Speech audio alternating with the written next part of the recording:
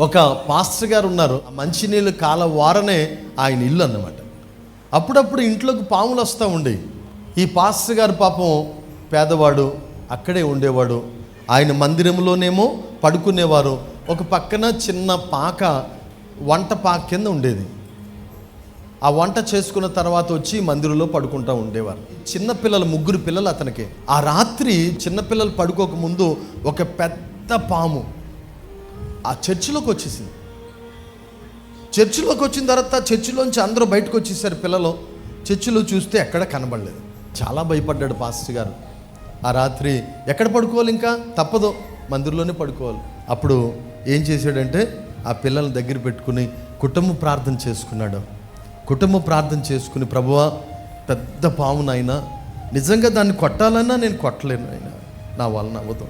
పిల్లల్ని పెట్టుకుని నేను ఇక్కడే ఉండాలి, ఎక్కడికి పోతాను తండ్రి, నాకు ఎవరున్నారు, కాబట్టి నీవే నాకు సహాయం చేయి తండ్రి అని ప్రార్థన చేసుకుని ఆ రాత్రి పిల్లల్నేమో మంచమే పడుకోబెట్టి తనేమో క్రింద పడుకున్నాడు. తెల్లవారు గట్ల 3 గంటలకు లేచాడు ప్రార్థన చేసుకుందామని.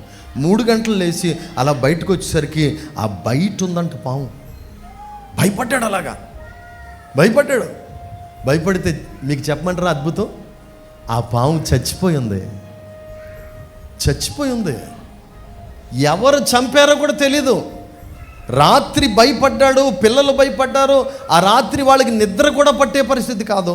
తెల్లవారు ఆయన అలాగా తలుపు అంటే చిన్నదేదో ఆ తడికి లాంటిది కట్టుకున్నాడు. దాన్ని అలా బయటికి తీయగానే ఆ పాము కనబడ్డది. అది చచ్చిపోయింది. ఎవరు చంపారు? ఎల్సద్దాయ్ అనే దేవుడు చంపాడు. నాకు అసాధ్యమైనది ఏదైనా ఉన్నదా? వాగ్దానము నిలబెట్టుకునే దేవుడు, మాట తప్పని దేవుడు, మన పక్కన నిలబడి విశేషమైన అద్భుతములు చేయించే దేవుడు. మన శక్తి చేత కాదు, మన బలము చేత కాదు, దేవుని ఆత్మ ద్వారా కార్యాలు జరుగుతాయి.